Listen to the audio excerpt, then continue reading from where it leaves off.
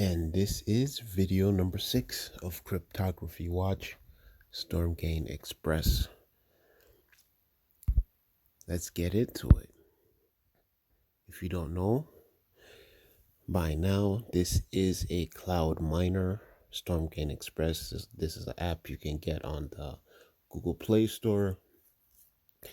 And essentially, I'm just tracking, documenting my progress using the app risk-free, no obligation whatsoever, to encourage mass adoption of Bitcoin and cryptocurrency in general. So we are at $1 and now 4 cents, and the rate is dependent upon, it's also dependent upon the volatility of Bitcoin as well.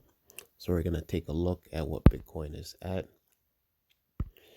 Now, there hasn't been days where my progress has dropped below the previous day. I think it's just been a pretty much an uptrend trajectory so far. So Bitcoin's at 43,600. Ethereum broke 3,000. It's almost 3,100. Cardano's $2.25.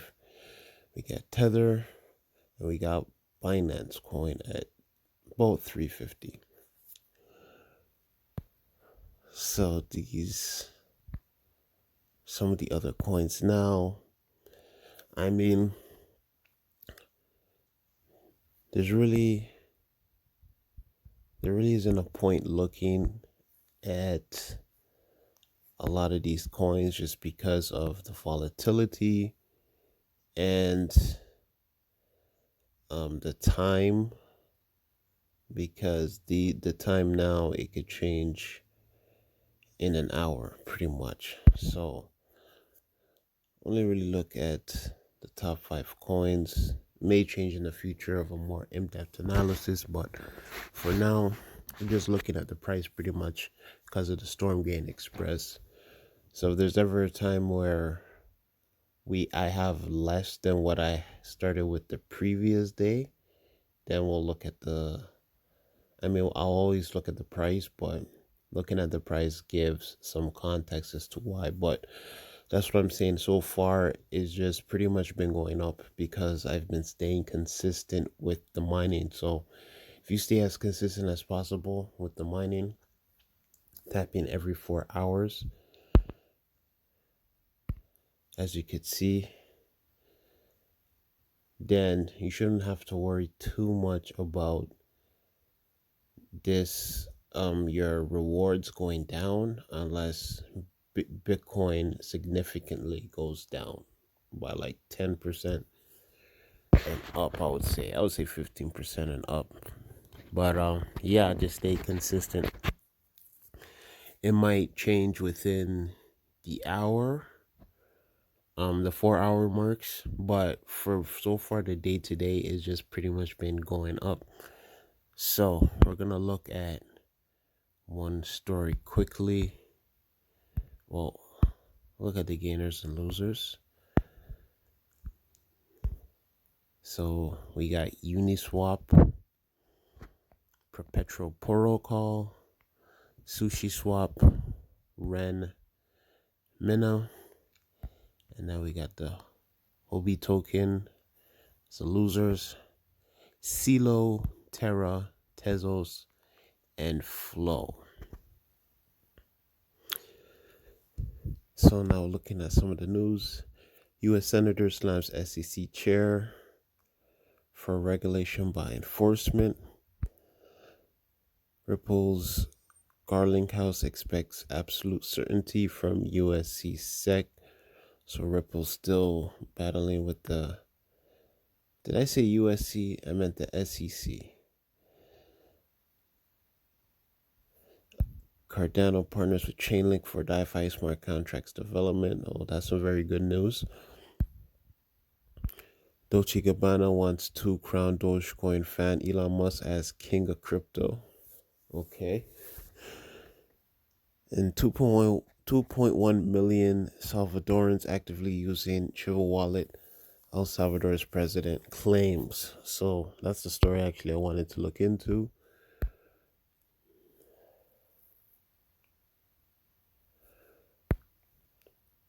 So over 2 million people are actively using the government-backed Shiva cryptocurrency wallet launched in early September. According to the president, Shiva now has more users than any bank in El Salvador.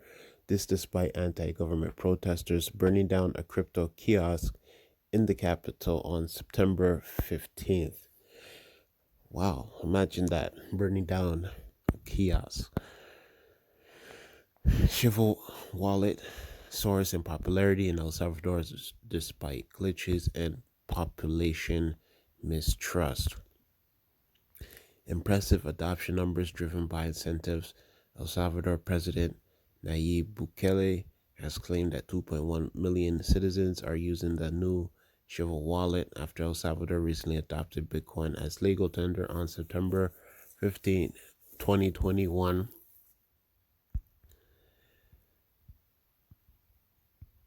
President Bukele's administration is aiming for 2.5 million Salvadorans, which constitutes approximately 39% of the population.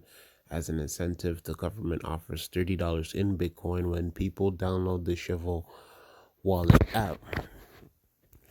It's a very good incentive, I would say. It will definitely grow in the next 3 to 5 years. So that's why Diamond Hands is essential. And they're getting Bitcoin essentially for free. You have all these other countries warring against Bitcoin, where clearly Bitcoin is the future, and this president gets it. Foreign Bitcoin investors are exempt from paying capital gains tax on Bitcoin profits and will benefit from permanent residency. Okay. The Shiva wallet also enables free cross-border payments and will save Salvadorians 400 million per year on remittance fees. Latin America Bisto crypto platform is providing back-end technology and custody and exchange services to the Shiva wallet. So I actually looked at another article saying that sticking to fiat but changing the strategy would reduce remittance fees, and I went through that in a previous video. I'll link the video in the description so you could see the article. So acceptance of Bitcoin, the government-backed wallet offers payments in both BTC and USD, and merchants must offer the ability to use both currencies, which has some merchants saying they would rather lose the sales than accept Bitcoin payments. Ouch. There are now over 200 Bitcoin ATMs in El Salvador, the third largest number of ATMs after the US and Canada. Okay. So civil opposition to Bitcoin adoption. Bitcoin is far from being accepted universally, as one citizen reported not being able to pay for a government-related certificate using the cryptocurrency. Glitches abounded during the initial rollout, and in the first week, one machine only executed 3 successful transactions amongst a long line of users. Many citizens mistrust Bitcoin because of its volatility and the likelihood of losing money. Yeah, I feel you. I used to be at that stage. Recently, a court of El Salvador called the Court of Accounts began investigating how the government is making its Bitcoin purchases in response to a complaint made by Corstozal, the regional human rights and transparency organization. So, this is all I have to say for this story, because this is very critical for El Salvador to be successful, and the only thing that will hinder its success is if government members turn out to be corrupt. That would probably be the worst news. It would most definitely destroy any good, all the progress that's been done. It would definitely be a bad look global, and it will definitely hinder the mass adoption roadmap. It won't stop it because eventually, if governments can't figure it out, then the people will figure it out for the people, right? We have a government, El Salvador, rolling it out for its people.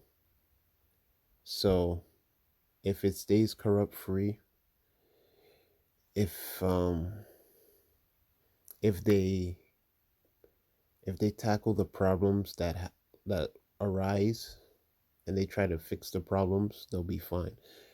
Because that's really what computer programming is all about. Nothing is perfect in computer programming, gaming, any type of technology. There's always glitches.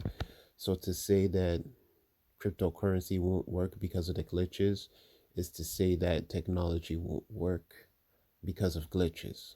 The foundation of computer science is problem solving. You solve problems, you have a problem, you build a solution. The solution either executes 100% or it executes a certain percent. And whatever percentage you get, you could either give up or you could get that percentage to 100%. So it's very critical that this rollout in El Salvador remains corruption free, or at the very least transparent. If corruption does arise, they deal with it quickly.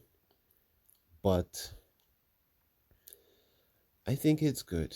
What's going on is good. More people are getting into it. There is an antitrust element to it, but many people didn't trust the internet when it first came out. I was looking at an article. Many people didn't trust seatbelts when it first came out as well too. So I know it's a bit of a reach, but new technology, new things scare people. But the reason why they stay around is because they prove themselves over time.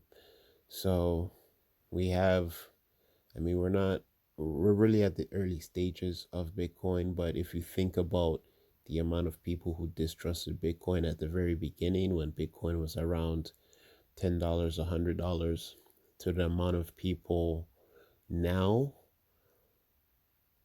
even so, in a global context, we are still gaining more people. So the name of the game is to convert the people who distrust Bitcoin. That could take a month, it could take a year, it could take 10 years, but it's up to them when they want to get involved. And once they get involved, we'll be here with open arms, ready to greet them into the world of cryptocurrency.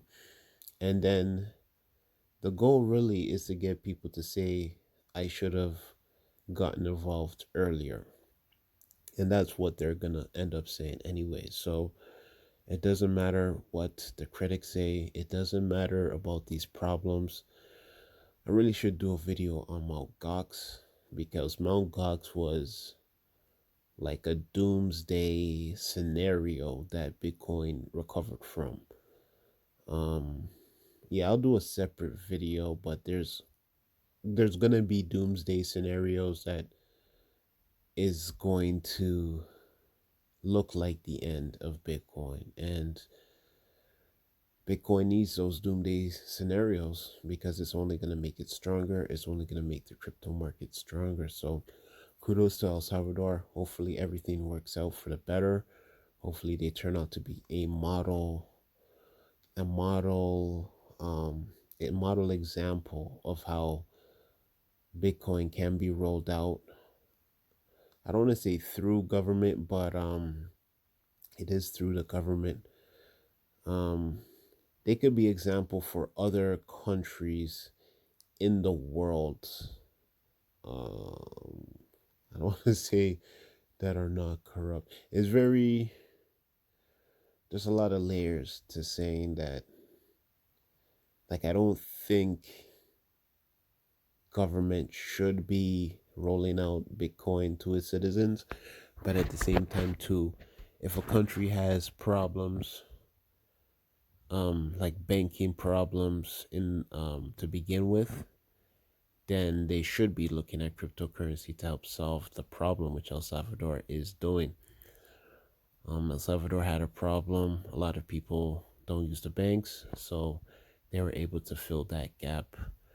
They're also dealing with taxes as well too. I don't know if you caught that part about the capital gains tax, but that could also be a model for other governments as well too. So I don't expect like the United States or some corrupt governments to use this model and use it for their own advantage. I don't think that's a good idea, but it would be a good look if El Salvador pulls this off, and it will help shut up a lot of the critics in the long run. So that's why it's imperative that no corruption, or there's enough transparency to deal with any type of corruption that may be involved with the rollout.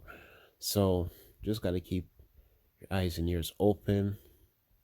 The future is crypto, and I'm enjoying every day of it. That's the thing. I used to get bored when nothing was happening, but everything, there's always something happening every day, and you just got to make yourself excited and just be on that journey, so that when the masses come pouring in, and there'll be waves of masses pouring in, there'll be waves of situations opposite of doomsday situations that will work out for Bitcoin. So like I said, the doomsday scenarios for Bitcoin, there's going to be the heavens gates opening up for Bitcoin, as well as we've seen with the pandemic. The pandemic was that breakthrough opportunity for Bitcoin to grow even more with the lockdowns and everything going remotely. It just made Bitcoin more popular. So there'll be doomsday scenarios, but there'll also be heaven's gate scenarios as well too. I think I just coined a new term. I'm gonna be using that, heaven's gate scenarios. It's yeah, we gotta look at both realities. We gotta look at the ups and the downs, which is very reflective of BTC's volatility. So that's it for this video. Like, comment, share, subscribe. Tell a friend to tell a friend to tell a friend. Referral code is in the description. And yeah, till the next video, cryptography watch.